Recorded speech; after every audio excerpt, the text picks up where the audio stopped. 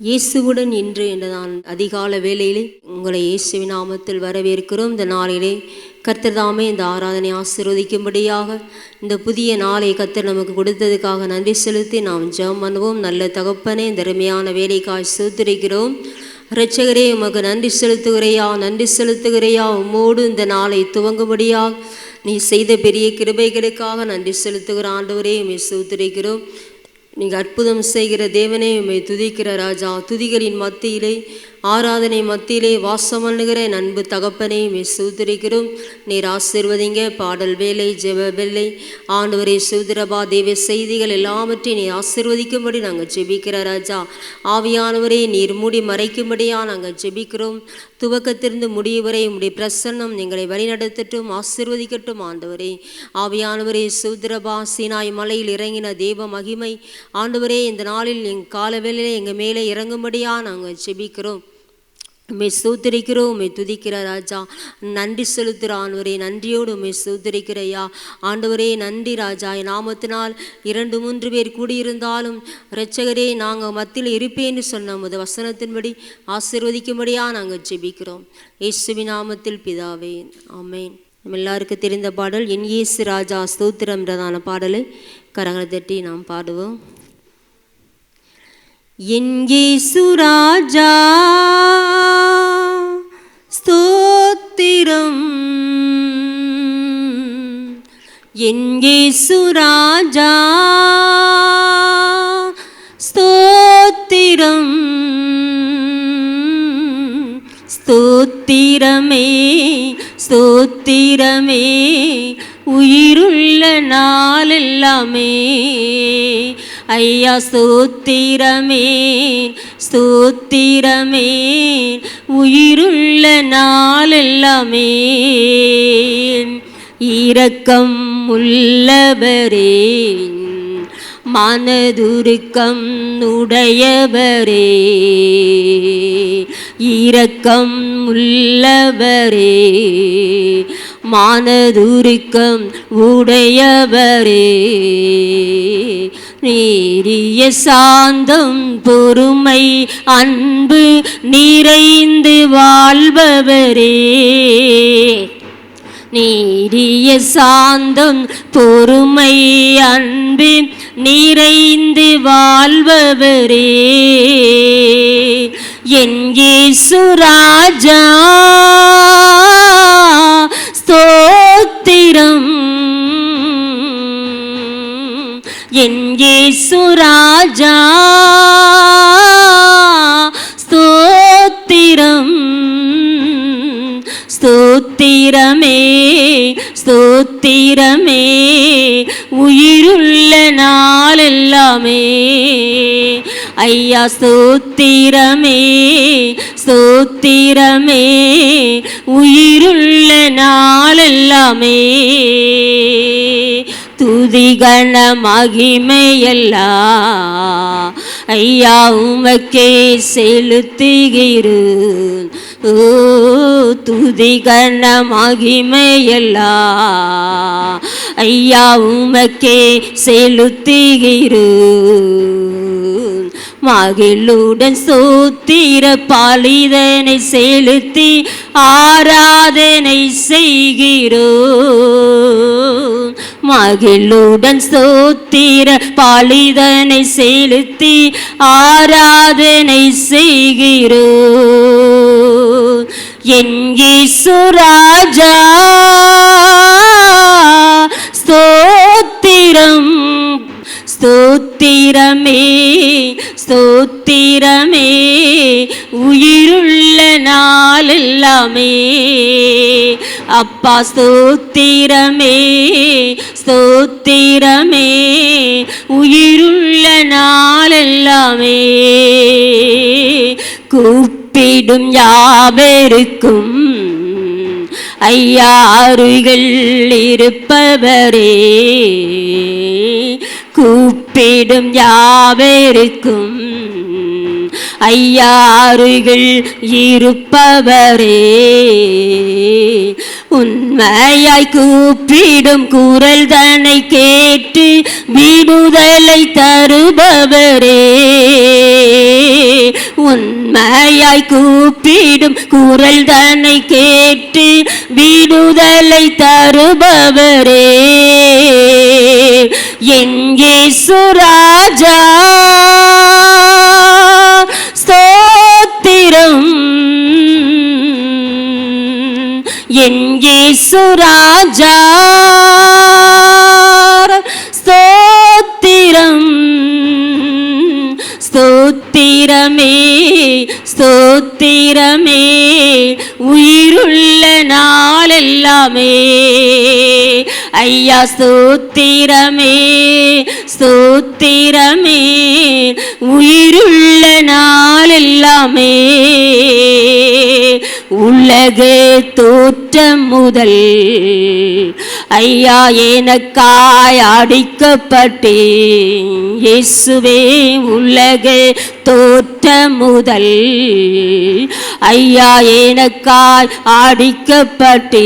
அடிக்கப்பட்டீர் துரோகியாய் வாழ்ந்த என்னையும் மீட்டி புது வாழ்வு தந்து விட்டீர் துரோகியாய் வாழ்ந்த என்னையும் மீட்டி புது வாழ்வு தந்து விட்டீர் என் இயேசு ராஜா ஸ்தோத்திரம் ஸ்தோத்திரமே ஸ்தோத்திரமே உயிருள்ள நாளெல்லாமே அப்பா ஸ்தோத்திரமே ஸ்தோத்திரமே உயிருள்ள நாளெல்லாமே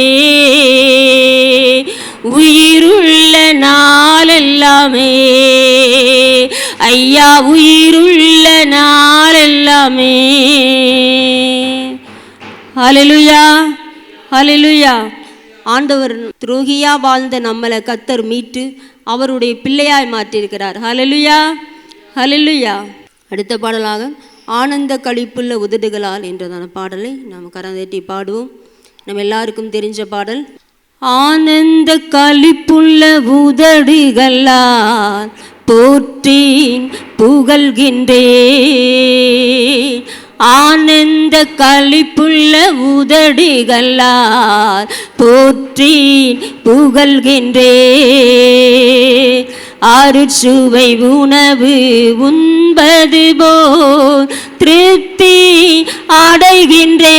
அடைகின்றேன் அருட்சுவை உணவு உண்பது போல் திருப்தி அடைகின்றேன் தினமும் துதிக்கின்றேன் ஆனந்த களிப்புள்ள உதடுகளால் போற்றி புகழ்கின்றேன் ஆனந்த களிப்புள்ள உதடுகளால் போற்றி புகழ்கின்றேன் மேலானது உம் பேரன்பு உயிரிலும் மேலானது மேலானது உம் பேரன்பு உயிரிலும் மேலானது உதடுகள் துதிக்கட்டும் உயிருள்ள நாளெல்லாம் உதடுகள் துதிக்கட்டும் உயிருள்ள நாளெல்லாம் உயிருள்ள நாளெல்லாம் ஆனந்த களிப்புள்ள உதடுகளால் போற்றி புகழ்கின்றேன் ஆனந்த களிப்புள்ள உதடுகளால் போற்றி தேவனை நீர் என் தேவன் தேடுவேன் ஆர்வமுடன்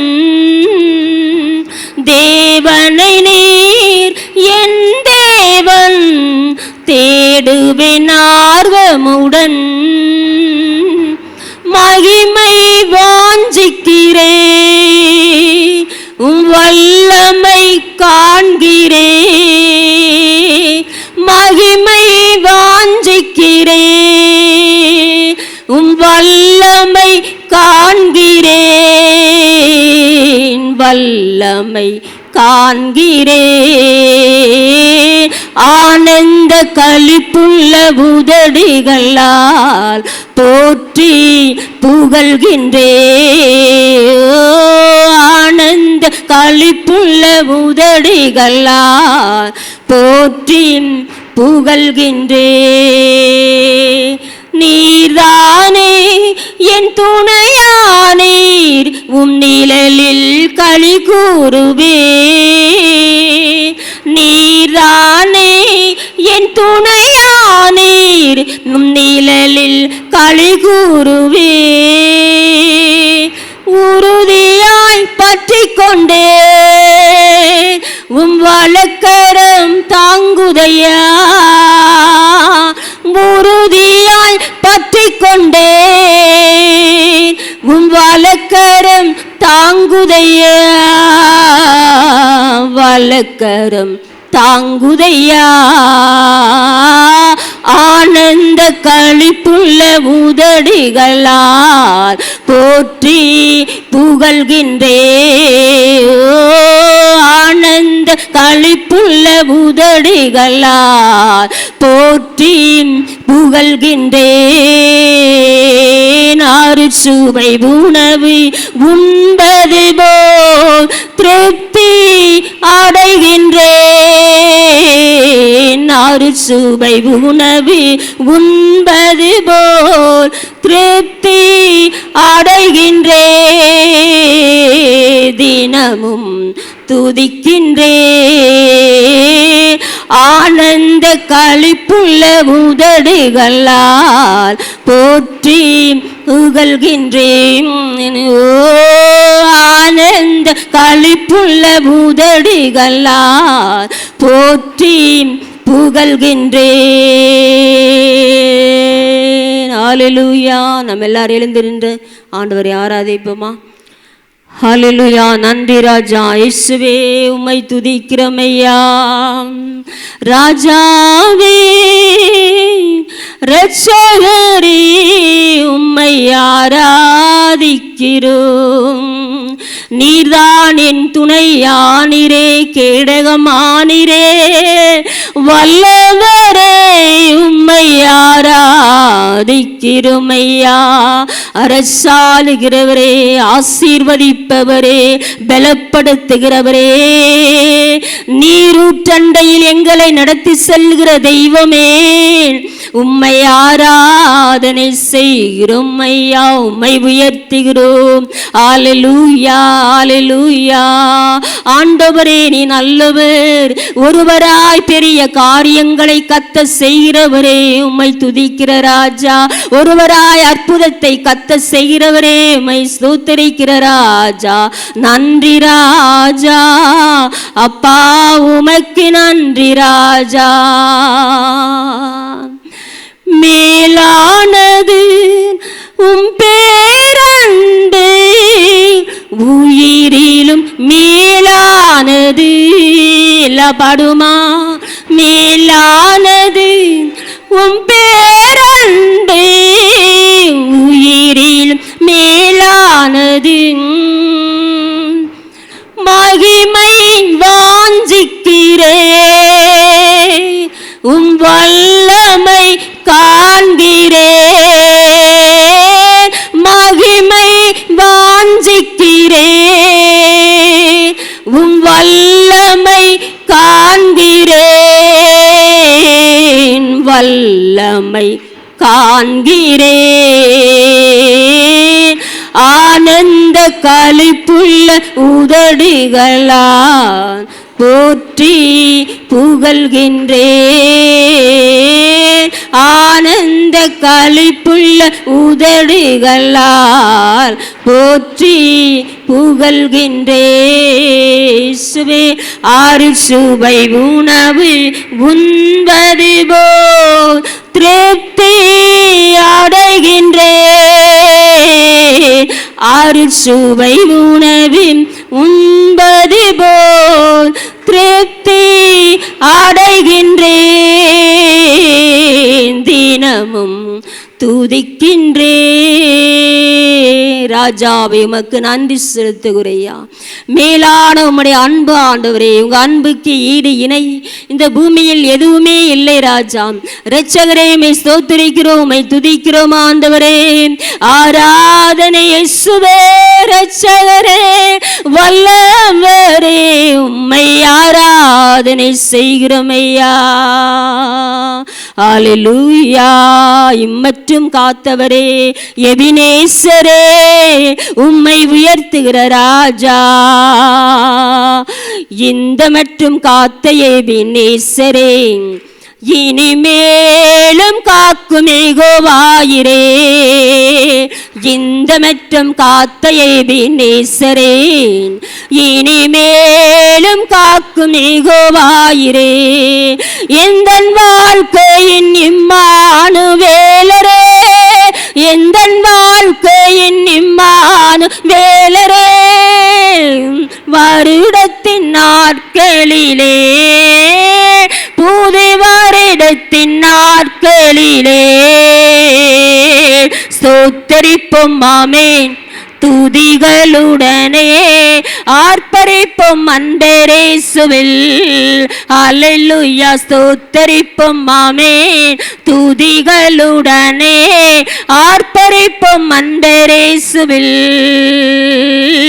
ஸ்தோத்தரிப்போம் ஆமென் துதிகளுடனே, ஆர்ப்பரிப்போம் அன்பரேசுவில். சேயை காக்கும் ஒரு தாயை போலவே இந்த மாயலோகில் என்னை காக்கும் தேவனே. சேயை காக்கும் ஒரு தாயை போலவே இந்த மாயலோகில் என்னை காக்கும் மகத்தான கிருபையின் மேலே, மகத்தான கிருபையின் மேலே மகிமா நீரூற்றிடுமே, மகிமா நீரூற்றிடுமே. ஸ்தோத்தரிப்போம் ஆமென் துதிகளுடனே, ஆர்ப்பரிப்போம் அன்பரேசுவில். அல்லேலூயா. ஸ்தோத்தரிப்போம் ஆமென் துதிகளுடனே, ஆர்ப்பரிப்போம் அன்பரேசுவில். அல்லேலூயா. நன்றி ஆண்டவரே. ராஜாவே, கர்த்தர் ஒரு தாயை போல தகப்பனை போல எங்களை பாதுகாக்கிற நல்லவரே, உம்மை உயர்த்துகிற ராஜா. இரட்சகரே, உம்மை உயர்த்துகிறோம் ஐயா. நீ பெரியவர், நீ உயர்ந்தவர், நீ இரட்சகராய் இருக்கிறதற்காக நன்றி ராஜா. அல்லேலூயா. ஆவியானவரே, வல்லவரே, உம்மை உயர்த்துகிறோம் ஐயா. நீ பேசுகிற தெய்வம் ஆண்டவரே. அல்லேலூயா. நன்றி ராஜா. உம்மை ஆராதனை செய்கிற ராஜா. அல்லேலூயா. ஆவியானவரே, வல்லவரே, உம்மை ஆராதனை செய்கிறோம் ஐயா. ஆண்டவரே, நீ நல்லவர்.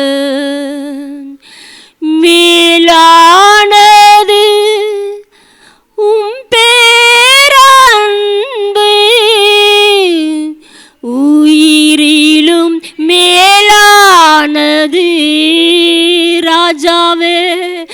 மேலானது உம் பேரன்பு, உயிரிலும் மேலானது. மகிமை வாஞ்சிக்கிறேன், உம் வல்லமை காண்கிறேன். மகிமை வாஞ்சிக்கிறேன் இரட்சகரே, உம் வல்லமை காண்கிறேன், உம் வல்லமை காண்கிறேன். ஆனந்த களிப்புள்ள உதடுகளால் போற்றி புகழ்கின்றே ராஜாவே. ஆனந்த களிப்புள்ள ஓ மகிமை மகிமை ராஜாவே. Thank you father. நன்றி ராஜா, உம்முடைய அன்புக்காக, உம்முடைய பிரசனத்துக்காக இரட்சகரே நாங்கள் நன்றி செலுத்துகிறோம். ஆண்டவரே ஆவியானவரே, இந்த நாளில் ஆகஸ்ட் 15 மீட்டிங்காக நாங்கள் ஜெபிக்கிறோம். தேவனுடைய மகிமை ஆண்டவரே இந்த மீட்டிங்கை ஆசீர்வதிக்கும்படி இரட்சகரே நாங்கள் ஜெபிக்கிற ராஜா. கர்த்தருடைய வல்லமை இந்த மீட்டிங்கில் விளங்குவதாக. ஆண்டவரே சகல நோய்களையும் ஆண்டவரே சகல வியாதிகளையும் குணமாக்கின ஆண்டவரே உங்கள் அற்புத கிரியை ஆண்டவரே இந்த மீட்டிங்கில் வெளிப்படும்படியா நாங்கள் ஜெபிக்கிற ராஜா. ஆவியானுடைய வல்லமை இறங்கி வரும்படியா நாங்கள் ஜெபிக்கிற ராஜா. ஆண்டவரே சோத்திரப்பா, 1,00,000 வாலிபர்களை கூட்டி சேர்க்கும்படியா ஜெபிக்கிற ராஜா. தடைகளை உடைக்கும்படியா ஜெபிக்கிற ராஜா. இதற்காக பிரயாசப்படுகிற எல்லாரையும் கர்த்தர் ஆசீர்வதிங்க, பொறுப்படுத்திக் கொள்ளுங்க. ஆண்டவரை பணியாற்றுற ஒவ்வொருவருக்கும் கர்த்தர் நல்ல ஆண்டவர் பலத்தையும் சத்துவத்தையும் பெருக பண்ணும்படியா நாங்கள் ஜெபிக்கிற ராஜா. வல்லமையான காரியங்களை செய்யும்படியா நாங்கள் ஜெபிக்கிறையா. கர்த்தர் ஆண்டவரே பெரிய ஒரு உயிர்மீட்சியை கர்த்தர் கட்டிடும்படியா நாங்கள் ஜெபிக்கிற ராஜா. ஹல்லேலூயா. நன்றி ஆண்டவரே, ஆசீர்வதிங்க ஆண்டவரே. தடைகளை உடைத்தெறிங்க ஆண்டவரே. எல்லா தேவைகளையும் என் தேவனாகிய கர்த்தர் சந்திக்கும்படியா நாங்கள் ஜெபிக்கிறோம் ஐயா. ஹல்லேலூயா. நன்றி நன்றி ஆண்டவரே. இயேசுவே நீ பெரியவர் ஐயா. ராஜாவே நீ மகா பெரியவர். நினைப்பதற்கும் வேண்டுவதற்கும் அதிகமாய் கிரியை செய்கிற உமது வல்லமை ஆண்டவரை வெளிப்படும்படியா நாங்கள் ஜெபிக்கிறையா. கர்த்தருடைய ஆவியானவரே இந்த மீட்டிங்கில் கர்த்தாவே ஸ்தோத்திர ராஜா. ஆண்டவரே இயேசுவே தெய்வம் என்று ஆண்டவரே அறிக்கையிடத்தக்கதாக ஆண்டவரே நன்றி செலுத்துற ராஜா. அப்படிப்பட்ட மகத்தான காரியங்கள் செய்வீராக. பாடல் வேலை தேவ செய்திகளை கர்த்தர் ஆசீர்வதிப்பீராக. ஆண்டவரே பேசுகிற தேவதாசர்களை கர்த்தர் வல்லமையாக பயன்படுத்துகிறார். கர்த்தருடைய வல்லமை ஆண்டவரே அவர்களை தொடும்படியா நாங்கள் ஜெபிக்கிற ராஜா. உம்முடைய வார்த்தைகள் ஆண்டவரே வெறுமையானதாக அல்ல, அது அபிஷேகத்தோடும் வல்லமையோடும் தீர்க்க தரிசனத்தோடும் புறப்பட்டு வரும்படியா நாங்கள் ஜெபிக்கிறையா. உம்முடைய வார்த்தை தொட்டு ஒவ்வொருவரையும் ஆசீர்வதிக்கட்டும். இயேசுவின் நாமத்தில் கேட்டுக்கொள்கிறோம் நல்ல பிதாவே. ஆமென். Praise the Lord. ஆண்டவராகிய இயேசு கிறிஸ்துவின் நாமத்தினாலே அதிகாலை ஸ்தோத்திரங்கள். நான் உள்ளளவும் என் தேவனை கீர்த்தனம் பண்ணுவேன். தாவீது சொல்லுகிறார். என்ன உயிருள்ள வரைக்கும் தான் என்ன செய்ய முடியும்? ஆண்டவரை துதிக்க முடியும், ஸ்தோத்திரிக்க முடியும். அதனால் நமக்கு ஆண்டவர் கொடுத்துருக்கிற அந்த ஜீவன் இருக்கும் வரைக்கும் நாம் தேவனை துதித்து கொண்டே இருக்க வேண்டும். ஜெபிப்போமா. அன்பின் பரலோக பிதாவே, நீர் ஆலோசனை கர்த்தர். நீர் எங்களோடு பேசுகிற தெய்வம், வழி நடத்துகிற தெய்வம், அந்த காரியங்களை நிறைவேற்றுகிற தேவன். அப்பா, இந்த காலை வேளையிலும் கூட கர்த்தர் பேசுவீராக. நாங்கள் சொல்லும் அடியேன் கேட்கிறேன் என்று கீழ்ப்படிய கிருபை தாரும். இயேசுவின் நாமத்தில் பிதாவே, ஆமென். இந்த நாளிலும் கூட நாம் தியானிக்கும்படி ஆண்டவர் எனக்கு காண்பித்த ஒரு காரியம் ஏசாயா 43:1. நம்ம எல்லாருக்குமே நல்லா ஃபெமிலியரான ஒரு ஆறுதலான வசனம். பயப்படாதே, உன்னை மீட்டு கொண்டேன், உன்னை பேர் சொல்லி அழைத்தேன், நீ என்னுடையவன். முழுசு வாசிக்கும் போது, இப்போதும் யாக்கோபே உன்னை சிருஷ்டித்தவரும் இஸ்ரவேலே உன்னை உருவாக்கினவருமாகிய கர்த்தர் சொல்லுகிறதாவது, பயப்படாதே, உன்னை மீட்டு கொண்டேன். இந்த நாளில் நான் தியானிக்க போகிற பகுதி மீட்டு கொண்டேன். இந்த மீட்டு கொள்ளுதல் அப்படின்னா திரும்ப என்ன செய்கிறது? ஒரு காரியத்தை நாமே அதை இழந்து போனாலும் திரும்பவுமாக அதற்குரிய கிரயத்தை செலுத்தி அதை நாம் என்ன செய்கிறது? நாம் திரும்ப பெற்றுக்கொள்ளுதல். இந்த காரியத்தை குறித்து ஆண்டவரையும் கூட பேசின காரியத்தை தான் நான் ஷேர் பண்ண போகிறேன். எரேமியா 32வது அதிகாரம் 6வது வசனம். அதை நம்ம பார்க்கும்போது எரேமியா கூட ஆண்டவர் பேசுகிறார். எரேமியா காவற் சாலையில் தான் இருக்கிறாரு. என்ன, பாபிலோன் ராஜா வருவார், இஸ்ரவேல் தேசம் அவர் அடிமைப்படுத்தி விடுவார் அப்படின்னு சொன்னதுனால, சரியான தீர்க்க தரிசனம் சொன்னது நிமித்தம் அவரை தண்டனையாக என்ன பண்ணிடுறாங்க? காவற் சாலையில் வைத்து விடுகிறாங்க. அவர் யூதா ராஜா, அவருடைய சிதேக்கியாவினுடைய காவற் சாலையில் அவர் இருக்கும்போது ஆண்டவர் அவர்கிட்ட பேசிகிட்டே இருக்கிறார். அதுதான் ரொம்ப நல்ல ஒரு அனுபவம். நம்ம எங்கே இருக்கிறோம், எப்படி இருக்கிறோம் அப்படின்றதெல்லாம் ரெண்டாவது. ஆண்டவர் நம்மோடு பேசிக்கொண்டே இருக்கும்போது எங்கே இருந்தாலும் நம்ம எப்படி இருக்கலாம்? நல்ல ஒரு தைரியமாக, நல்ல ஒரு உறுதியான, மற்றவர்களுக்கு ஒரு ஆசீர்வாதமாக நாம் இருக்கலாம். அவர் தெளிவாக சொல்லிடுறார், இந்த நகரத்தில் பாபிலோன் ராஜாவின் கையில் ஒப்பு கொடுக்கிறேன், அவன் இதை பிடிப்பான் என்று கர்த்தர் சொல்லுகிறார் அப்படின்னு. எல்லா தீர்க்கதரிசிகளும் என்ன சொன்னாங்க? இல்லைன்னு சொன்னாங்க, அடித்தாங்க, குழியில் தூக்கி போட்டாங்க. அதெல்லாம் பயப்படவே இல்லை. கர்த்தர் என்ன சொன்னாரோ அதை நான் உமக்கு சொல்லியே தீர்வேன் அப்படின்னு சொல்லி அவர் காவற்சாலையில் இருக்கும்போது கர்த்தர் ஒரு காரியம் அவர்கிட்ட சம்மந்தமே இல்லாமல் பேசுகிறாரு. 7வது வசனத்தில், இதோ உன் பெரிய தகப்பனாகிய சல்லூமின் குமாரன் அனாமையேல் உன்னிடத்தில் வந்து ஆனதோத்தில் இருக்கிற என் நிலத்தை நீ வாங்கிக்கொள், அதை கொள்ளுகிறதற்கு உனக்கே மீட்கும் அதிகாரம் அடுத்தது என்று சொல்லுவான் என்று உரைத்தார். மீட்கும் அதிகாரம்.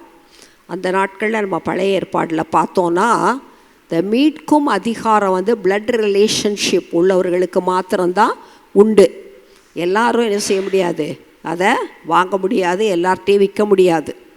அந்த இது செலோப்பியாத்தின் குமாரத்திகள்லாம் மோசேட்ட கேட்பாங்க, நீங்கள் ஆண் வாரிசுகளுக்கு தானே சொத்தெல்லாம் கொடுக்குறீங்க, எங்கள் வீட்டில் 4 பேரும் நாங்கள் பொம்பளை பிள்ளைங்க தான் இருக்கிறோம், அப்போ எங்களுக்கு சொத்தே கிடையாதா அப்படின்னு கேட்கும்போது அவர் கர்த்தரிடத்தில் விசாரிக்கும்போது ஆண்டவர் என்ன சொல்கிறாரு, அவங்க கேட்குறது நியாயம்தான், பொம்பளை பிள்ளைங்க தான், ஆனாலும் என்ன செய்யணும், அவங்களுக்கு நீ கொடுக்கணும், அந்த வம்சத்துக்குரியதை அவர்களுக்கு நீ பங்கீடு செய்து கொடுக்க வேண்டும் என்று கர்த்தர் அவர் தெளிவாக மோசேயோடு பேசுகிறார். அப்படி ஒவ்வொரு காரியத்திலையும் ஒரு சந்தேகங்கள் வரும்போது, குழப்பங்கள் வரும்போது தேவ சமூகத்தில் விசாரித்து செய்கிற காரியம் எப்பொழுதும் தலைமுறைகளுக்கு இன்னும் நம்ம அதை கைக்கொள்கிறோம். இன்னும் அது சரியாக இருக்கிறது, சட்டமே அதை ஒத்துக்கொள்ளுகிறது. அந்த அளவுக்கு ஆண்டவர் சொல்லுகிற காரியம் நிலையான ஒரு நீதியான ஒரு காரியம். ஆண்டவர் சொல்லிட்டும் போது இவர் இருக்கிறதே காவற்சாலையில் இருக்கிறாரு. இப்போ நேரத்தில் லேண்டு வாங்குறதை பற்றி ஆண்டவர் என்ன செய்கிறாரு, பேசுகிறார். பாருங்கள், ஆண்டவர் ரொம்ப நல்லவர். 4 வழியிலையும் நம்மை ஆசீர்வதிக்கிற தேவன். 8வது வசனத்தில், அப்படியே என் பெரிய தகப்பன் மகனாகிய அனாமேல் கர்த்தருடைய வார்த்தையின்படி காவற்சாலையின் முற்றத்தில் என்னிடத்திற்கு வந்து, பென்யமீன் நாட்டு ஆனதோத்தூரில் உள்ள என் நிலத்தை நீர் வாங்கி கொள்ளும், சுதந்திர பாக்கியம் உமக்குண்டு, அதை மீட்கும் அதிகாரம் உமக்கு அடுத்தது, அதை வாங்கி கொள்ளும் என்றான். அப்பொழுது அது கர்த்தருடைய வார்த்தை என்று அறிந்து கொண்டேன். ஹல்லேலூயா! எவ்வளோ அழகாக ஆண்டவர் பேசியிருக்கார் பார்த்தீங்களா? முதல் நாளே ஆண்டவர் சொல்லிட்டார் எரேமியாட்ட, இந்த மாதிரி வருவான், அந்த லேண்டை உன்னை வாங்கிக்கிட சொல்லுவான், நீ வாங்கிக்கோ அப்படின்னு சொல்லிட்டார். நம்ம சில சமயங்கள்லாம் என்ன நினைக்கிறோம், ஆண்டவர் இப்படியெல்லாம் சொன்னால், நானே அப்படி ஒரு தடவை சொல்லியிருக்கேன். ஆண்டவர் ஒரு காரியத்தை சொல்லும்போது, அதெல்லாம் வேண்டாம் ஆண்டவரே, எதுக்கு அதெல்லாம் இனிமேல் அப்படின்லாம் சொல்லி இழந்தே போயிருக்கேன். அப்போ தான் இப்போ நினைப்பேன், ஐயோ ஆண்டவர் நமக்கு சொல்லும்போது ஆசீர்வதிக்கவும் பட்டிருக்கேன். இதே வசனத்தை கொண்டு ஆண்டவர் என் கூட பேசி, எனக்கு ஒருத்தர் அதே மாதிரி பேசி ஒரு லேண்டு வாங்கினேன். அது உண்மையிலே நான் விரும்பவே இல்லை, நான் வேண்டாம் பிரதர் வேண்டாம் எனக்கு அப்படின்னு தான் சொன்னேன். இல்லைக்கா, நீங்கள் அப்படி சொல்லவே கூடாது, நம்ம எல்லோரும் சேர்ந்து வாங்குவோம், விசுவாசிகளாக வாங்குவோம் அப்படின்னு சொல்லிட்டுன்னு 30 வருஷத்துக்கு முன்னாடி. இந்த வருஷம் தான் நான் அதை போயே பார்த்தேன். இந்த லேண்டே நான் பார்க்கவே இல்லை, கண்ணாலே கூட பார்க்கல. ஆனால் ஆண்டவர் பாருங்கள், நமக்கு வாங்கி தருக்கிற காரியம் ரொம்ப விலையேற, நமக்கு நான் ஆயத்தம் பண்ணி வச்சுருக்கிறத நமக்கு தான் கொடுப்பார், வேறு யாருக்காவது கொடுப்பாரா? கொடுக்கவே மாட்டார். அழகாக ஆண்டவர் ஆலோசனை சொன்னார். அப்போ கீழ்ப்படிந்தேன், அதனால் அது வாங்க முடிந்தது. அடுத்த தடவை ஒரு தடவை சொன்னப்போ வேணான்னு சொல்லிட்டேன். வேண்டாம் ஆண்டவரே, இந்த உலகத்துலலாம் எனக்கு எந்த ஒரு மிஞ்சின நீதிமானாக நம்ம இருக்கக்கூடாது. என்ன ஆண்டவர் எதுவும் சொல்லும்போது நம்ம அதை கண்டிப்பாக வாங்கணும். வாங்கும்போது அது மிகுந்த ஆசீர்வாதமாக இருக்கும். அப்போ இவருக்கு கரெக்டாக அதே மாதிரி என்ன செய்கிறாரு, அங்கே பெரிய தகப்பன் மகன் அனாமையேல் வராரு. கர்த்தருடைய வார்த்தையின்படியே காவற்சாலையில் தான் இருக்கிறார் இவர். அவர்கிட்ட என்ன சொல்கிறாரு, அதை மீட்கும் அதிகாரம் உமக்கு அடுத்தது, நீங்கள் தான் இதை வாங்க முடியும், அந்த அதிகாரம் உங்களுக்கு தான் இருக்குது. ஏன்னா பெரிய தகப்பன் சின்ன தகப்பன் அவங்களாம் பங்காளிகள், அப்பாவுடைய வீட்டு வழியை சேர்ந்தவர்கள். அப்போ அந்த நிலத்தை முதல்ல இவர்கிட்ட தான் கொடுக்கணும். இவர் மாட்டேன்னு சொன்னாதான் அடுத்த காரியம் அவங்க பார்க்க முடியும். அப்படி செய்ய மாட்டாங்க யூஸ்வலாக. அதுக்கு அடுத்த தகப்பன்லாம் இருப்பார், நிறைய பிள்ளைகள் உண்டுனால. அப்போது இவர் அதை மீட்கும் அதிகாரம் உமக்கு அடுத்தது, அதை வாங்கி கொள்ளும் அது அப்போ உடனே எரேமியாவுடைய மனதில் தெரிஞ்சிருது, சரி நேற்று தானே ஆண்டவர் நம்மகிட்ட சொன்னார், அதே மாதிரி அவர் வந்துட்டார் அப்படின்னு சொல்லி அந்த லேண்டை வாங்குறதற்கு அவர் என்ன செய்தார், ஆயத்தமாகி விட்டார். அடுத்தது ப்ரொசீஜர். எதையும் வாங்குறதுக்கு ஒரு முறைமை இருக்குது. அந்த ப்ரொசீஜர் படி செஞ்சாதான் அதில் என்ன இருக்காது, எந்த பிரச்சனையும் எந்த காலத்துலேயுமே வராது. அது ரொம்ப அழகாக பைபிளில் போட்டிருக்குது. 10வது வசனத்தில், நான் பத்திரத்தில் கையெழுத்தையும், முதலாவது என்ன செய்யணும், கையெழுத்து போடுறது. நம்மளுடைய கையெழுத்து ரொம்ப விலையேற பெற்றது, எல்லா இடத்துலையும் போட்டுறக்கூடாது, ரொம்ப வாசித்து தான் போடணும். வாசிக்காமல் என்ன செய்யக்கூடாது, கையெழுத்து போடுனோடனே நீட்னாக போட்டுட்டேன் அப்படின்லாம் என்ன செய்யக்கூடாது, சொல்லவே கூடாது. நம்மளுடைய சுபாவம் அப்படி தான், எல்லோரும் போட்டாங்கன்னா நம்மளும் போட்டுருவோம். என்ன, அது செய்யக்கூடாது. வாசித்து அது என்ன மேட்டர் இருக்குது அப்படிங்கிறத விளங்கி கொண்டு தான் கையெழுத்து போடணும். அடுத்தது முத்திரை போட்டு, ரிஜிஸ்ட்ரேஷன். முத்திரை போடுதல்ங்கிறது ரிஜிஸ்ட்ரேஷன் பண்ணாதான் அரசாங்க சட்டப்படி அது செல்லுமான ஒரு சொத்தாக மாறும். ரிஜிஸ்ட்ரேஷன் கண்டிப்பாக தேவை. பாருங்கள், இதெல்லாம் பைபிளில் தான் போட்டிருக்கு. இன்னைக்கு வரைக்கும் அப்படி தான். ஒரு சொத்து வாங்கணுன்னா இதே மாதிரி தான். முதல்ல எழுதணும், அப்புறம் என்ன செய்யணும், ரெஜிஸ்ட்ரார் ஆஃபீஸ்க்கு போகணும், அவங்க முன்னிலையில் நம்ம என்ன செய்யணும், கையெழுத்து போடணும். சாட்சிகளை வைத்து, இப்போல்லாம் நல்லா ஃபோட்டோலாம் ஒட்ட சொல்கிறாங்க, எல்லோரும் பாஸ்போர்ட் சைஸ் ஃபோட்டோ கொண்டு வாங்க அப்படின்னு. சாட்சி 2 பேரை கூட்டிகிட்டு போனால் பத்தாது, அவங்களுடைய அழகான பாஸ்போர்ட் சைஸ் ஃபோட்டோவையும் எடுத்துக்கொண்டு போய் எல்லோரும் வாங்குறவங்க, விற்கிறவங்க, சாட்சி போடுறவங்க எல்லார் ஃபோட்டோவையும் ஒட்டிடணும். ஏன்னா ஒட்டி தான் கையெழுத்து போட்டு சாட்சிகளை வைத்து, அதுக்கப்புறமேல் என்ன செய்கிறாரு, வெள்ளியை தராசிலே நிறுத்து கொடுத்த பின்பு பாருங்கள், அப்புறம் அதுக்குரிய கிரயத்தை கொடுக்குறாங்க. அல்லேலூயா. பாருங்கள், நம்மளுடைய ஆண்டவர் எவ்வளோ அழகாக அந்த காலத்திலேயே செய்தது. எத்தனை வருஷங்களுக்கு முன்பாக, இன்னைக்கு வரைக்கும் இதுதான் ப்ரொசீஜர். எல்லா பைபிளை நம்ம வாசித்தோன்னா இந்த உலகத்தில் நடக்கிற எல்லா காரியங்களையும் நம்ம வேதத்தின்படி இருக்கிறத நம்ம என்ன செய்ய முடியும், கண்டுபிடிக்க முடியும். நம்ம அறிந்து உண்மையிலேயே, நான் ஒரு டெம்பிளுக்கு போனேன், காலேஜ் படிக்கும்போது போனேன். அப்போ ஒரு டெம்பிளுக்குள்ளே கூட்டிகிட்டு போனாங்க. போனேன், உள்ளுக்குள்ளே போனால் அப்புறம் பைபிள் நல்லா வாசிக்கும்போது, அப்போ ரட்சிக்கப்படலை, அப்போ பைபிள் வாசிப்பேன், ஆனால் வாழ்க்கையை பைபிளோடு ஒப்பிட்டு பார்க்குற அளவுக்கு அந்த ஒரு அனுபவம் இல்லை. ஆனால் அதுக்கு பிறகு நான் வாசிக்கும்போது, மோசே கிட்ட ஆண்டவர் இந்த ஆசரிப்பு கூடாரத்தை எப்படி பிளான் பண்ணி சொன்னாரோ, பிரகாரம், உட்பிரகாரம், பரிசுத்த ஸ்தலம், மகா பரிசுத்த ஸ்தலம் இல்லையா, மண்டபம், முன்னால் மண்டபம் கரெக்டாக அதேபடி இருந்துச்சு. அந்த டெம்பிள் அது என்ன கருவறை அப்படின்னு சொல்கிறாங்க. அது பார்த்தா இப்படிக்கான ரூமாக இருட்டாக ஒத்த ஆள் தான் அதுக்குள்ளே நுழைஞ்சு உட்கார முடியும் போல், அது மாதிரி இருந்துச்சு. அதை பார்த்தேன் நான், எனக்கு உள்ள வரைக்கும் போய் பார்த்தேன். அப்போ நான் அதில் பார்த்ததுலேயும் ஒரு உண்மை, அதாவது நம்ம பிள்ளைங்களாம் கும்பிட்டாங்க, அதெல்லாம் நான் செய்யலை, ஆனால் போய் பார்த்துட்டு இதுக்காக தான் ஆண்டவர் அந்த காரியத்தை, எல்லாமே தேவனுடைய திட்டப்படி தான் இருக்குது. இப்போ இவங்களுக்கு இந்த பிளான்லாம் எப்படி கிடச்சிச்சு அப்படின்னு கேட்டால் தெரியுமா அவங்களுக்கு? தெரியவே செய்யும். அது ஒத்துக்கிடுவாங்களா? பைபிளை காமிச்சா ஒத்துக்கிட தான் வேணும்.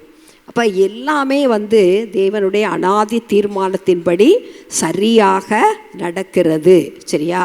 அப்போ இதில் நம்ம பார்க்கும்போது மீட்கும் அந்த அழகாக சொல்கிறார், அதை உனக்கே மீட்கும் அதிகாரம் அடுத்தது என்று சொல்லுவான். அதே மாதிரி தான் சொல்கிறார், அதை மீட்கும் அதிகாரம் உமக்கு அடுத்தது, அதை வாங்கி கொள்ளும் என்றான். அப்போ எரேமியாவுக்கு உரியதாக மாறிடுச்சு. இவர் யூதேயாவில் இருக்கிறாரு, லேண்ட் எங்கே இருக்குது? பென்யமீன் நாட்டில் இருக்குது. ஆனால் எல்லா காரியங்களும் செய்துட்டாங்க. இதே போல் நம்ம ரூத் அவங்களுடைய சரித்திரத்துக்கு வந்தோன்னா 4வது அதிகாரம், மக்லோன் கிலியோன் 2 பேருமே இறந்து போயிட்டாங்க. இப்போ நகோமி திரும்பவுமாக பெத்லஹேமுக்கு வந்தது நம்ம எல்லாருக்குமே தெரியும். தற்செயலாக 2வது அதிகாரத்தில் ரொம்ப ஆண்டவர் அவரிடத்திலே நான் திரும்பி வரும்போது நம்மை தற்செயலாக, அவளுக்கு ரூத்துக்கு இந்த தேசத்தை பற்றி தெரியவே செய்யாது, பெத்லஹேமை பற்றி தெரியவே செய்யாது, ஒன்றுமே தெரியாது. ஆனால் நான் போய் ஆகாரத்துக்கு நான் தானியம் பொறுக்கிட்டு வர்றேன் அப்படின்னு சொல்லி போகிறாங்க. ஆனால் அவங்களையே அறியாமல் ஆண்டவர் அந்த அறியாத தெரியாத இடம் எங்கேயுமே நம்ம ஆண்டவர் நமக்கு அனுப்ப சித்தமாக இருக்கிறார் என்றால் நம்ம என்ன செய்யணும்? தைரியமாக போகலாம். போனால் ஆண்டவர் என்ன செய்வார்? ரொம்ப நல்லாக பத்திரமாக நடத்துவார் நம்மளை. என்ன, நான் தேசங்களுக்கெல்லாம் போகும்போது முதல்ல கொஞ்சம் பயமாக தான் இருந்துச்சு. ஐயோ நம்மளால் போக முடியுமா? இந்த எஸ்கலேட்டர் இருக்குது பாருங்கள், நான் அந்த எஸ்கலேட்டர்லேயே ஏறவே மாட்டேன் நம்ம நாட்டில். அப்போ சிங்கப்பூர் போகும்போது அங்கே போனால் எல்லா ஏர்போர்ட்லேயே அதான் இருக்குது. உடனே நாங்கள் ஸ்டாஃப் எல்லாம் சேர்ந்து போனோம் அந்த இதில். அப்போ நான் சொன்னேன், நான் இதில் ஏறவே மாட்டேன், நான் இதில் வரல அப்படின்னு சொன்னேன். அப்போ பக்கத்தில் லிஃப்ட் இருந்துச்சு. லிஃப்ட் இருந்த உடனே சரி நாங்கள்லாம் இதில் ஏறுறோம், நீங்கள் ஏறாதவங்கள்லாம் என் கூடயும் 2-3 பேர் இருந்தாங்க கூட்டம். லிஃப்ட்டில் வாங்க அப்படின்னு சொன்னாங்க. அந்த லிஃப்ட்டுக்குள்ளே போனோம். லிஃப்ட்டில் போயிட்டோம். போனால் அதில் அந்த கூட்டரை க்ளீன் பண்ணுற அம்மா இருக்குல்ல, அந்த அம்மா இருந்தாங்க. அந்த அம்மா சொன்னாங்க, ஏன் இதில் வர்றீங்க அப்படின்னு கேட்டாங்க. தமிழ் தான் பேசுனாங்க. நாங்கள் சொன்னோம், அது எஸ்கலேட்டரில் எங்களுக்கு பழக்கம் இல்லை, அது பயமாக இருக்குது, அதனால் நாங்கள் இதில் வர்றோம். ஆஹா, நீங்கள் எஸ்கலேட்டரில் ஏற பயந்தீங்கன்னா இந்த ஊரில் ஒன்றுமே நீங்கள் பார்க்கவே முடியாது. நீங்கள் அதனால் தைரியமாக அதில் ஏறுங்க, அதில் ஒன்றும் பயமே கிடையாது அப்படின்னு சொன்னாங்க. பாருங்கள், சாதாரண ஒரு அம்மா தான், படிக்காத அம்மா, க்ளீன் பண்ணுறவங்க. அவங்க சொன்னாங்க, இதில் எஸ்கலேட்டரில் ஏற மாட்டேன்னு சொன்னீங்கன்னா நீங்கள் வந்ததே வேஸ்ட்டு, ஒன்று கூட பார்க்க முடியாது, எல்லா இடத்துலையும் அதான் இருக்கும் அப்படின்னு சொன்னாங்க. உடனே மனசை தைரியப்படுத்திக்கிட்டோம். சரி சரி நம்ம இனிமேல் தைரியமாக ஏறின ஆண்டவரை இங்கேயே கூட்டு வந்துட்டார், எஸ்கலேட்டரில் காப்பாற்ற மாட்டாரா நம்மளை அப்படின்னு சொல்லிட்டு இனிமேல் இறங்கும்போது நம்ம எஸ்கலேட்டர்லேயே இறங்கிடுவோம் அப்படின்னு சொல்லிட்டுன்னு அங்கே தான் தைரியமாக. ஏன்னா நான் எக்மோர் ஸ்டேஷன்லேயே எஸ்கலேட்டரில் ஏற மாட்டேன்னு சொல்லி வந்திருக்கேன் நம்ம ஊர்லேயே, சென்னையில். ஆனால் அங்கே போய் ஏறுவதற்கு ஆண்டவர் என்ன செஞ்சார்? தைரியம். ஆண்டவர் தானே நம்மளை கூப்பிட்டு வந்தார், அதனால் நம்ம போவோம் அப்படின்னு சொல்லி நாங்களே பேசி வந்துட்டோம். அதுக்கப்புறம் தான் இன்றைக்கு வரைக்கும் எங்கே போனாலும் தைரியமாக ஏறுவதற்கு உண்மை. அவங்க சொன்னது 100க்கு 100 உண்மை. எங்கே போனாலும் எஸ்கலேட்டரில் தான் இருந்துச்சு, எல்லா இடத்துலையும் லிஃப்டெல்லாம் இல்லை. எனவே அப்போ எந்த ஒரு காரியமாக இருந்தாலும் ஆண்டவர் நம்மளை என்ன செய்கிறார்? பழக்குவிக்கிற தேவன், நம்மோடு கூடவே இருக்கிற தேவன், பாதுகாக்கிற தேவன். அப்படி தான் இந்த ரூத் வர்றாங்க. வந்தால் அவங்களுக்கு பழக்கமில்லாத தேசம்தான் பெத்லகேம் நாடு. 2வது அதிகாரம் 3வது வசனம் ரொம்ப நல்லா, எனக்கு ரொம்ப பிடிக்கும். தற்செயலாய் அவளுக்கு நேரிட்ட அந்த வயல் நிலம் எலிமெலேக்கின் வம்சத்தானாகிய போவாசுடையதாக இருந்தது. தற்செயலாய் எத்தனையோ லேண்டு அந்த வழியாக போயிருப்பா, நிறைய வயல் நிலம் இருந்திருக்குது. ஆனால் இதில் போய் பொறுக்குவோம் அப்படின்னு அவள் மனதில் என்ன ஒரு விருப்பம் ஏற்பட்டு அந்த நிலத்துக்கு போகிறாங்க. அது ஆரம்பம், ஒரு அற்பமான ஆரம்பம். பாருங்கள், ஆண்டவர் நம்மை வழி நடத்துகிறது ஒரு அற்பமான சாதாரணமான ஒரு கேஷுவலாக இருக்குமா போல் இருக்கலாம். But it is God's appointment. நம்முடைய வாழ்க்கையில் ஆண்டவர் நமக்கு செய்கிற எல்லா காரியத்திற்கும் ஒரு பெரிய நல்ல முடிவு, சம்பூர்ணமான முடிவை தேவன் நமக்கு வைத்திருப்பதை நாம் பார்க்கலாம். இப்போ 4வது அதிகாரத்தில் வந்தோன்னா இப்போ நமக்கு தெரியும், இப்போ இருக்கிற அவங்க குடும்ப சூழ்நிலையில் அந்த நகோமியும் ரூத்தும் மட்டும்தான் இருக்கிறாங்க. போவாஸை ஆண்டவர் இந்த வழியாக இன்ட்ரடியூஸ் பண்ணிடுறாரு. இப்போ இன்ட்ரடியூஸ் பண்ணும்போது இப்போவும் பழைய ஏற்பாட்டில் முறைமையின்படி ஒரு பொண்ணு விதவை ஆகி அவங்களுக்கு குழந்தை இல்லை அப்படின்னு சொன்னால் அவங்களுடைய சகோதரர்கள் அவங்க என்ன செய்யணும்? விவாகம் பண்ணி அந்த சகோதரனுடைய பேர் அழிந்து போகாதபடிக்கு குழந்தைகளை பெற வேண்டும். இதுதான் தேவனுடைய கட்டளை. அப்போ இங்கே நம்ம பார்க்கும்போது நமக்கு இந்த சம்பவம் எல்லாமே நல்லா தெரியும். அவங்க ரொம்ப அழகாக போவாஸ் அவங்களோட டீல் பண்ணுறார். என்ன, ரொம்ப ஞானமாக, நிதானமாக, பரிசுத்தமாக, சரியாக வழிநடத்துகிற தேவன். எந்த சூழ்நிலையிலையும் நம்ம என்ன ஆகக்கூடாது? டென்ஷன் ஆயிடக்கூடாது, பதறிடக்கூடாது. நாம் என்ன சொல்லணும்? ரொம்ப ஆண்டவருக்கு பிரியமாக நடப்பதிலே நம்ம தெளிவுள்ளவர்களாக சின்ன சின்ன ஜெபம் நம்முடைய மனதில் இருந்து கொண்டே இருக்க வேண்டும். ஆண்டவரே, இப்படியெல்லாம் சம்பவங்கள் நடக்குது, இதில் உம்முடைய வழி நடத்துதலை எனக்கு தாங்க அப்படின்னு சொல்லி நம்ம ஆண்டவர்கிட்ட ஜெபம் பண்ண வேண்டும். 3வது அதிகாரம் 12-13 நம்ம வாசிக்கும்போது அது ஒரு ராத்திரியில் நடக்கிற ஒரு சம்பவம் தான். அவரும் ஒரு திருமணமாகாத ஒரு மனிதன் தான். இவங்களும் விதவை, ஒரு இளம் விதவை, அழகான ஒரு இளம் மோவாபியர்லாம் ரொம்ப அழகாக இருப்பாங்களாம், ஒரு இளம் விதவை தான். ஆனால் அந்த ஒரு சூழ்நிலையில் கூட தன்னை பரிசுத்தமாக தேவனுக்கு முன்பாக அவர் காத்து கொள்ளுகிறார். ரொம்ப ஒரு போவாஸ் ரொம்ப ஒரு நல்ல பரிசுத்த ஆவியானவருக்கு ஒப்புமையாக அவரை பேசுவாங்க. நான் சுதந்திரவாளி என்பது மெய்தான், ஆனாலும் என்னிலும் கிட்டின சுதந்திரவாளி ஒருவன் இருக்கிறான். ராத்திரிக்கு தங்கியிரு, நாளைக்கு அவன் உன்னை சுதந்திரமாய் விவாகம் பண்ணி சம்மதித்தால் நல்லது. அவன் விவாகம் பண்ணட்டும். அவன் உன்னை விவாகம் பண்ண மனதில்லாதிருந்தானே ஆகில் நான் உன்னை சுதந்திர முறையாய் விவாகம் பண்ணுவேன் என்று கர்த்தருடைய ஜீவனை கொண்டு ஆணையிடுகிறேன். விடியற்காலம் மட்டும் படுத்து கொண்டிரு என்றான். பாருங்கள், இவ்வளோ அழகாக அவன் ஒரு சோதனையான, ஏன்னா இதெல்லாம் பாவம் தேடி வந்துச்சு அப்படின்லாம் நம்ம நிறைய காரியங்கள்லாம் வாசிக்கிறோம். யோசேப்புடைய காரியத்துல எல்லாம் அது போல தான் இதுவும்.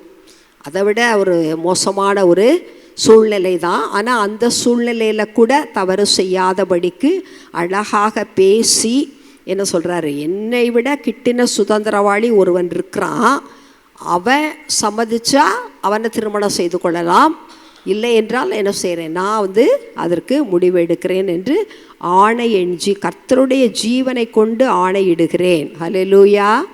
ரொம்ப நாம் தெளிவாக ஆண்டவருடைய பிள்ளைகளாகிய நாம் நம்முடைய காரியங்களிலே உண்மையாக, சரியாக, நிதானமாக, தெளிவாக நாம் இருக்க வேண்டும். ஏதோ ஒன்றை செஞ்சுவிட்டு அப்புறம் ஆண்டவரே நான் இது சூழ்நிலை அப்படி ஆயிடுச்சு அப்படிலாம் சாக்கு போக்கெலாம் சொல்லக்கூடாது. சூழ்நிலைகள்லாம் எவ்வளோக்கு எவ்வளவு பரிசுத்தமாக தேவனை நெருங்கி வர்றோமோ அவ்வளோக்கு அவ்வளோ பாவம் நம்ம எப்படி இருக்கோம், நம்ம நெருங்கி நிற்கிற பாவங்களையும் உதறி தள்ளி விட்டு, அப்போ நம்ம பாவம் நமக்கு எங்கேயோலாம் இருக்காது, நமக்கு எங்கே தான் இருக்கும், நம்ம நெருங்கி தான் இருக்கும், அதை நாம் உதறி தள்ள வேண்டும்.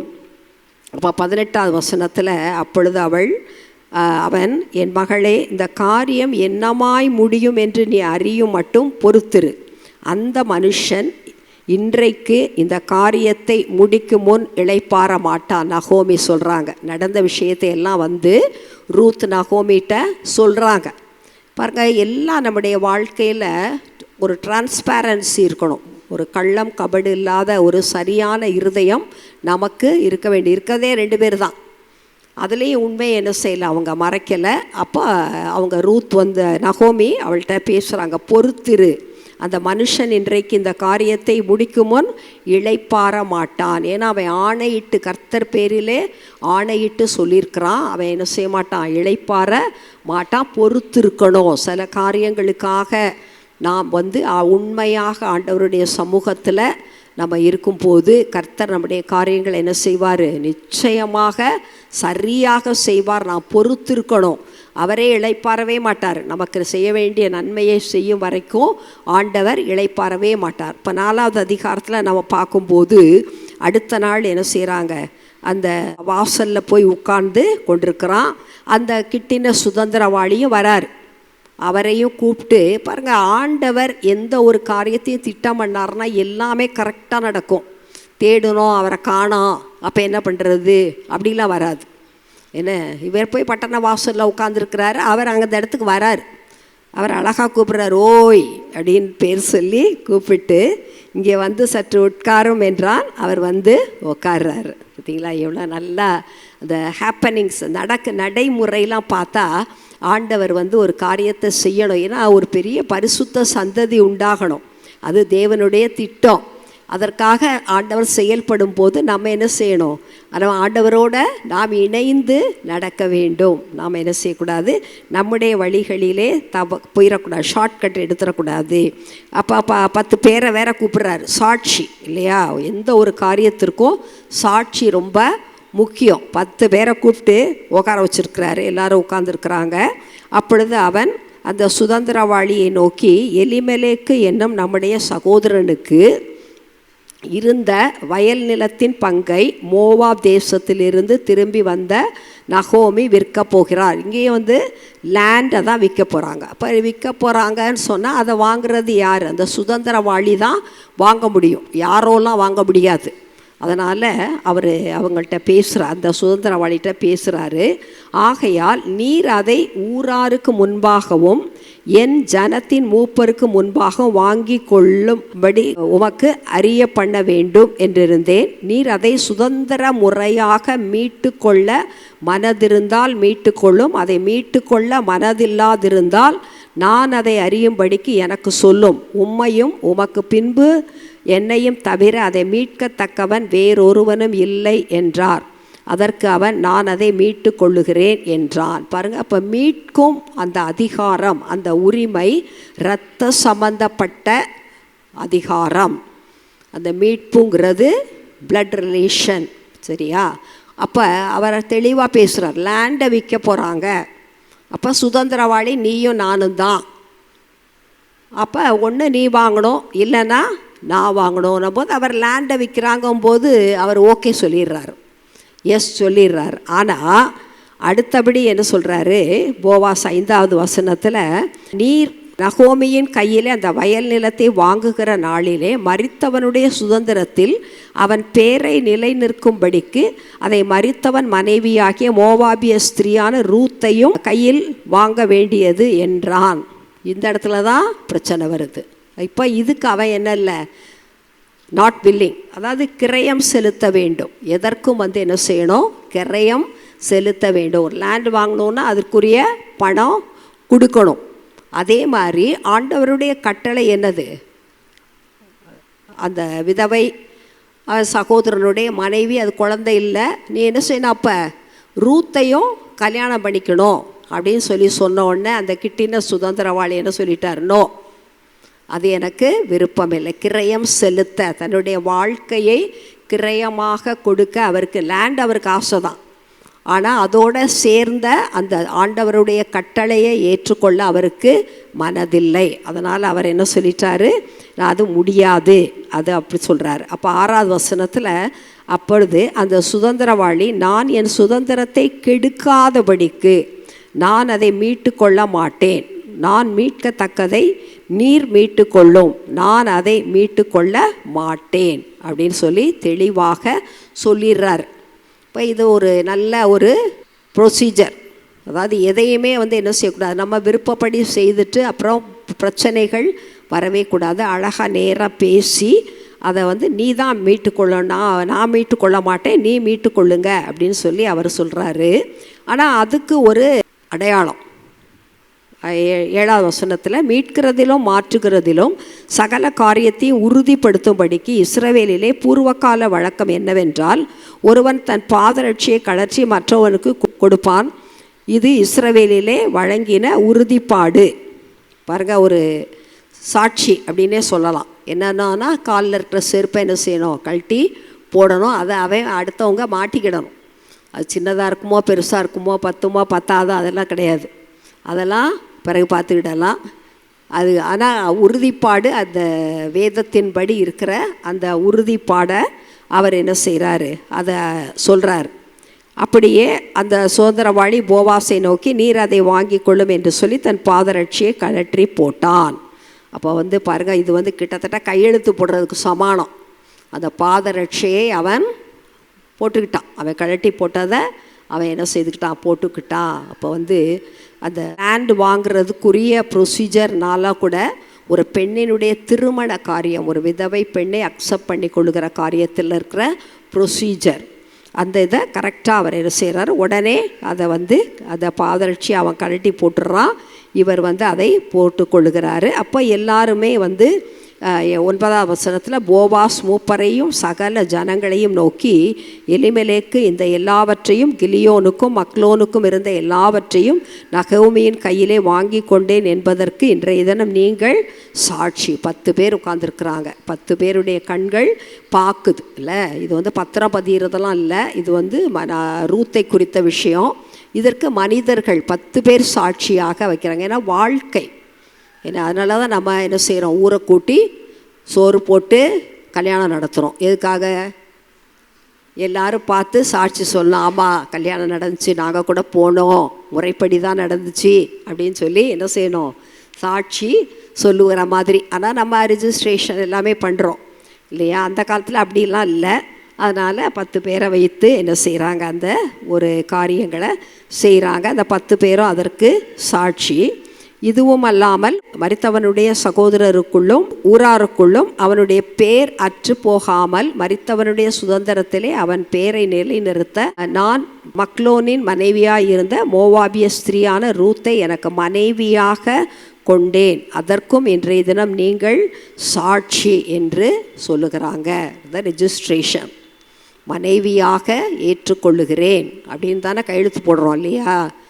நம்ம கல்யாணத்துலலாம் தாலி கட்டி முடித்த உடனே என்ன பண்ணுறோம், ரெஜிஸ்ட்ரேஷன் போய் கையெழுத்து போடுறாங்க. பொண்ணும் மாப்பிள்ளையும் நாங்கள் சம்மதிச்சு தான் கல்யாணம் பண்ணியிருக்கிறோம் அப்படின்னு சொல்லிட்டு. இப்போ அதையெல்லாம் தாண்டி எங்கெங்கேயோ போயிடுது, என்ன 1 மாதம் 2 மாதத்துலேயே. அப்போ எந்த அளவுக்கு இங்கெல்லாம் சரியாக சாதாரண பேச்சு தான், ஆனால் உண்மை இருந்ததுனால ஒரு பரிசுத்த சந்ததி நமக்கு தெரியும் இல்லையா? அவருக்கு ஒரு சுதந்திரவாளி, அதை ஓபேத் பிறக்கிற காரியத்தை நம்ம பார்க்குறோம். எனவே மீட்கிற உரிமை, அந்த அதிகாரம் என்பது இரத்தம் சம்பந்தப்பட்டது என்பதை நாம் இந்த 2 காரியங்களிலே தெரிந்து கொண்டோம். நம் தேவன் நமக்கு ஆலோசனை தந்து நம்மை நடத்துகிற தேவன். இதை ஒரு டிஎல் மூடி ஒரு தடவை ஒரு ஊரில் பிரசங்கம் பண்ண போனாராம். போகும்போது அவங்க முன்னால் ஒரு கார் போகுது. அந்த காரில் ஒரு வயசான அம்மா, இந்த காரை ஓட்டுறது ஒரு வாலிப பையன் போகிறாங்க. அப்போ இவர் டிரைவர்கிட்ட கேட்குறாராம், எல்லாம் சர்ச்சுக்கு தான் போகிறாங்க, இவர் சர்ச்சில் பிரசங்கம் பண்ண போகிறாரு. அப்போ கேட்குறாராம், இவங்க இந்த காரில் போகிறாங்களே, உங்களுக்கு தெரியுமா, சர்ச்சுக்கு தான் வராங்களா, இவங்க யாருன்னு தெரியுமா அப்படின்னு கேட்கும்போது அந்த டிரைவர் சொல்கிறாரு, ஆமாம் இவங்க தெரியும், உங்கள் சர்ச்சுக்கு தான் வராங்க. அந்த வயசான அம்மா அவனுடைய அம்மா, அதை ஓட்டுற வாலிபன் அவங்களுடைய மகன். அவங்க முதல்ல அவங்க அப்பா இருக்கும்போது ரொம்ப பெரிய பணக்காரங்களாக இருந்தாங்க. அவங்க அப்பானா என்ன பண்ணார், குடித்து எல்லா பணத்தையும் இழந்து எல்லாத்தையும் விற்றுட்டு கடைசியில் அவரும் செத்து போயிட்டார். அப்புறம் அவங்க ஒரு பெரிய பண்ணை வீட்டில் குடியிருந்தாங்க. அந்த வீடையும் காலி பண்ணி அந்த அம்மாவை வேறு இடத்துல கொண்டு போய் இந்த அம்மாவும் இந்த பையனும் இருக்க வேண்டியதானப்போ அவங்க அம்மா ரொம்ப வருத்தப்பட்டாங்களாம். ஐயோ, பண்ணை வீட்டை விட்டு காலி பண்ணி என்னை கூட்டிகிட்டு போகிறீங்களே, அந்த மாதிரி என் நிலமை ஆயிடுச்சேன்னு ரொம்ப வேதனைப்பட்டு அழுதாங்களாம். அது அந்த பையனுடைய இருதயத்தை அது தொட்டதான். அப்போ அவன் தீர்மானம் பண்ணானான், எங்கள் அப்பா இழந்த எல்லாவற்றையும் நான் என்ன செய்வேன், மறுபடியும் மீட்டு கொள்ளுவேன் நான் அப்படின்னு சொல்லி ஹார்ட் ஒர்க் பண்ணி எல்லாத்தையும் பணம் சம்பாதித்து அவங்க அப்பா முதல்ல என்ன பண்ணானா, அந்த பண்ணை வீட்டை வாங்கிட்டானான். வாங்கி அவங்க அம்மாவை கொண்டு போய் என்ன செஞ்சிட்டானா, அந்த வீட்டில் அவன் குடி வச்சிட்டானான். அப்போ அவங்க அம்மா ரொம்ப ஹாப்பி ஆயிட்டாங்களாம். ஆகி நான் திரும்பவுமாக அந்த இடத்திற்கு வந்து விட்டேன், ஆண்டவர் எனக்கு அதை இழந்ததை திரும்பவும் கொடுத்துட்டாரு அப்படின்னு சொல்லி ரொம்ப சந்தோஷமாக இப்போ மகன் அம்மா அவங்க அப்பா இழந்த வயல் நிலம் எல்லாத்தையும் கூட இந்த தம்பி நல்லா வேலை பார்த்து எல்லாத்தையும் மீட்டு கொண்டார் அப்படின்னு சொல்லி சொன்ன உடனே மூடியுடைய உள்ளத்தில் அவர் பிரசங்கம் பண்ணதாக போகிறார். அப்போ அவர் நினைக்கிறாரு, இந்த இழந்ததை மீட்டு கொள்ளுகிறது யார், நம்முடைய ஆண்டவர் தானே அப்படின்னு சொல்லிட்டுன்னு.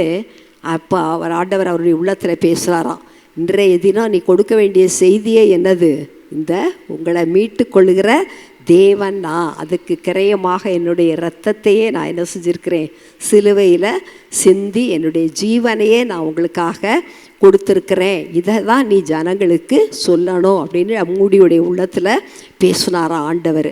அதை அவர் என்ன செய்கிறார், ரொம்ப அழகாக ஜனங்களுக்கு இந்த சம்பவத்தை வச்சு சொல்கிறாரு. மார்க்கு 10:45 நம்ம வாசிக்கும்போது, அப்படியே மனுஷகுமாரனும் ஊழியம் கொள்ளும்படி வராமல் ஊழியம் செய்யவும் அநேகரை மீட்கும் பொருளாக தம்முடைய ஜீவனை கொடுக்கவும் வந்தார். ஹல்லேலூயா. பாருங்க, ஆண்டவர் அவருடைய உயிரையே கொடுத்து தான் நம்மளை என்ன செஞ்சுருக்கிறாரு, மீட்டிருக்கிறார். நமக்காக நம்முடைய பாவங்கள் மன்னிக்கப்படும்படியாக கொடுக்கப்பட்ட கிரயம் என்னது, அவருடைய சரீரத்தில் இருந்த கடைசி சொட்டு ரத்தம் வரைக்கும் அவர் என்ன செய்தார், பூமியில் தான் ஊற்றப்பட்டுச்சு. அதனால தான் உலக ரட்சகர் அவர். என்ன, அவர் மலை மேலே சிலுவையில் உயர்த்தப்பட்டிருந்தாலும் அந்த ரத்தம் வடிந்தது எங்கே தான் வடிஞ்சிச்சு, இந்த மண் மேலே தான், பூமி மேலே தான் வடிஞ்சுது. அப்போ அநேகரை மீட்கும் பொருளாக தம்முடைய ஜீவனை கொடுக்க தான் ஆண்டவர் என்ன செஞ்சார், வந்தார். எனவே அந்த இரத்தத்தின் புண்ணியத்தினால தான் நம்மெல்லாம் மீட்கப்பட்டிருக்கோம். இப்போ நம்முடைய life before salvation and after salvation 2 பகுதி இருக்குல்ல. நம்ம யோசித்து பார்த்தோன்னா நம்முடைய வாழ்க்கையில் நம்ம ரட்சிக்கப்பட்டதற்காக நம்ம எவ்வளோ நன்றி சொன்னாலும் எவ்வளோ ஸ்தோத்திரம் பண்ணாலும் பத்தாது. ஆண்டவர் அதை மட்டும் எதிர்பார்க்கலை. அதை நன்றி உள்ளவர்களாக இருக்கணும். ஆனால் நம்முடைய வாழ்க்கை மாற்றப்பட்டதாக இருக்கணும், பரிசுத்தமாக. எப்படி அந்த ரூத் போவாசை திருமணம் பண்ணும்போது தான் அந்த ஈசாயின் சந்ததி, தாவீதின் சந்ததி அதில் என்ன ஆகுறாங்க, லிங்க் ஆகுறாங்க இல்லை. லிங்க் ஆகி இயேசு கிறிஸ்து என்ற உலக ரட்சகர் அந்த தாவீதின் சந்ததியில் தான் பிறக்கிறாரு. எனவே நம்முடைய வாழ்க்கையில் ஒரு நல்ல மாற்றம் தேவை. என்ன, அந்த மாற்றத்தை தான் ஆண்டவர் விரும்புகிறார். ரட்சிப்பு இலவசமானது, இது உங்களால் உண்டானதல்ல, தேவனுடைய ஈவு. ஆனால் டிரான்ஸ்ஃபர்மேஷன், வாழ்க்கை மறுரூபமாகுதல், பழைய காரியம்லாம் விட்டுட்டேன் அப்படின்னு சொல்லி நாம் என்ன செய்யணும், மறுரூபமாகி சாட்சிகளாக இருக்க வேண்டும் என்று வேதம் நமக்கு சொல்லுகிறது. 1 தீமோத்தேயு 2:6 எல்லாரையும் மீட்கும் பொருளாக தம்மை ஒப்பு கொடுத்த மனுஷனாகிய கிறிஸ்து இயேசு அவரே இதற்குரிய சாட்சி ஏற்ற காலங்களிலே விளங்கி வருகிறது. நான் யார் சாட்சி? நீங்களும் நானும் தான். நம்மளை பார்க்கும்போது சொல்லணும், நீங்கள் முதல்ல எப்படி இருந்தீங்க, இப்போ நீங்கள் எப்படி இருக்கிறீங்க. அதை பார்த்தாங்கன்னா கண்டிப்பாக என்ன செய்வாங்க, முதல்ல கோபக்காரங்களா, சண்டைக்காரங்களா, பதிலுக்கு பதில் பேசுகிறவங்களா, என்ன டிட் ஃபார் டேட் அப்படி இருந்திருக்கலாம். ஆனால் இப்போ நம்மளுடைய நல்ல ஒரு சந்தோஷமான மோகம். ஏகப்பட்ட பிரச்சனைலாம் வாழ்க்கையில் இருக்க தான் செய்யும். ஏன்னா உலகத்திலே உங்களுக்கு உபத்திரமும் உண்டு, ஆனாலும் திடன் கொள்ளுங்கள், நான் உலகத்தை ஜெயித்தேன்னு சொல்லிட்டார் ஆண்டவர். என்ன வந்தால் என்ன, ஆண்டவர் நம்மை பார்த்து கொள்ளுவாருங்கிற ஒரு தைரியத்தோடு நாம் உலகத்தில் ஜனங்களோடு நாம் பழகும்போது மாற்றப்பட்டவர்கள். கிறிஸ்து இயேசுவின் தேவ சாயலை இழந்து போனான் மனிதன், பாவம் செய்து இல்லையா. அதுக்காக தான் இயேசு கிறிஸ்து வந்தார். அந்த தேவ சாயலை நாம் திரும்ப பெற்றுக்கொண்டு நாம் என்ன செய்யணும், சாட்சியாக வாழ ஆண்டவர் நமக்கு உதவி செய்வார். அநேகரை மீட்கும் அந்த அதிகாரம் என்ன ஆண்டவர் கொண்டு வருகிற அந்த மீட்கும் அதிகாரத்தை ஆண்டவர், நிறைய அதிகாரம் ஆண்டவர் நமக்கு கொடுத்துருக்கிறார். பிசாசுகளை துரத்துவீர்கள், வியாதியஸ்தர் மேல் கைகளை வைப்பீர்கள், அப்பொழுது அவர்கள் சொஸ்தமாவார்கள், நவமான பாஷைகளை பேசுவீர்கள், எல்லாமே இருக்குது. ஆனால் நம்மளுடைய குணாதிசயங்கள் நம்ம மற்றவர்களை மீட்டு ஆண்டவரிடத்திலே கொண்டு வரும்படியாக நாம் அழைக்கப்பட்டிருக்கோம். அதுக்கு தான் ஒரு பெரிய தரிசனம் ஆண்டவர் நம்பி கொடுத்துருக்குறாரு. ரொம்ப ஈஸியாக அது இல்லை, ரொம்ப நம்ம நினைக்கிறோம் ரொம்ப கஷ்டம்னு நினைக்கிறோம். ஆனால் நம்மளால் முடியாத எதையும் ஆண்டவர் நம்ம மேலே சுமத்துவாரா? சுமத்தவே மாட்டார். நம்மளால் முடியும், இதை செய்ய நமக்கு திராணி உண்டு, நம்ம ஜெபிப்போம், நம்ம செயல்படுவோம், ஆண்டவர் அதில் மகிமைப்படுவாருங்கிற ஒரு நிச்சயம் ஆண்டவர்கிட்ட இருக்குது. ஆனால் நம்மகிட்ட எப்படி இருக்குது, நல்லா நிறைய கேள்விகள்லாம் வரதான் செய்யுது, இல்லைன்ட்டு இல்லை. ஆனால் நிச்சயமாக கர்த்தர் செய்ய நினைத்த காரியம் தடைப்படாது என்று அறிந்திருக்கிறேன். அழகாக யோபு சொன்னது போல் தேவரே சகலத்தையும் செய்ய வல்லவர். எனவே மீட்கும் அதிகாரம் அது ஒரு சிலர் பிளட் ரிலேஷன். எனவே நாம் என்ன செய்யணும், இந்த காரியங்களிலே உண்மை உள்ளவர்களாக இருக்கணும். ஆண்டவர் நமக்கு சொல்கிற காரியங்களை நம்ம தைரியமாக செய்யணும். இது வேண்டாம், அப்படி செய்யக்கூடாது, இப்படி செய்யக்கூடாதுன்னெலாம் சொல்லக்கூடாது. அதுக்குரிய ப்ரொசீஜர் எல்லாமே இருக்குது.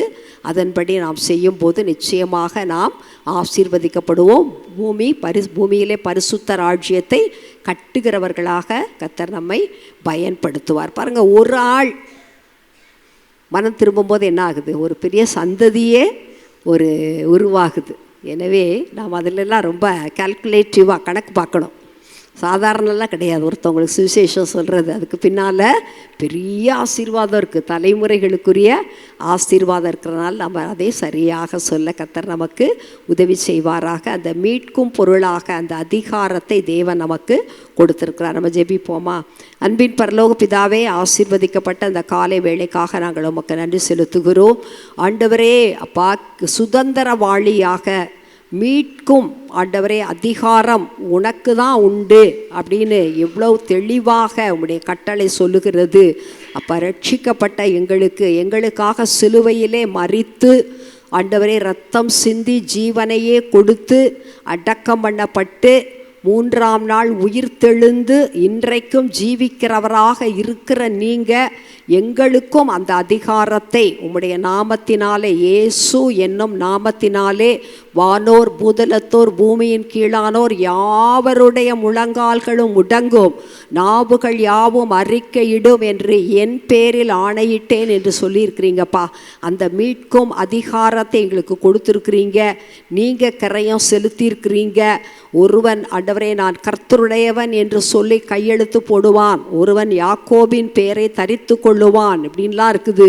அப்படியாக ஜனங்கள் உம்மிடத்திலே கிட்டி சேர, உமக்கு சொந்தமாக கையெழுத்து போட, ஆண்டவரே உம்முடைய நாமத்தை தரித்து கொள்ள நாங்கள் எங்களை ஒப்பு கொடுக்கிறோம் அப்பா. அப்படியே கர்த்தர் நீங்கள் அந்த காரியத்தை நிறைவேற்றி ஆண்டவரை மகிமைப்படுகிறதற்காக பரிசுத்த ராஜ்யம் பரமண்டல ஜபத்தில் நம்ம சொல்வது போல பரலோகத்திலே உம்முடைய சித்தம் செய்யப்படுவது போல பூமியிலும் செய்யப்படுவதாக இந்த நாளிலே என்று நாங்கள் ஜெபம் பண்ணுகிறோம்.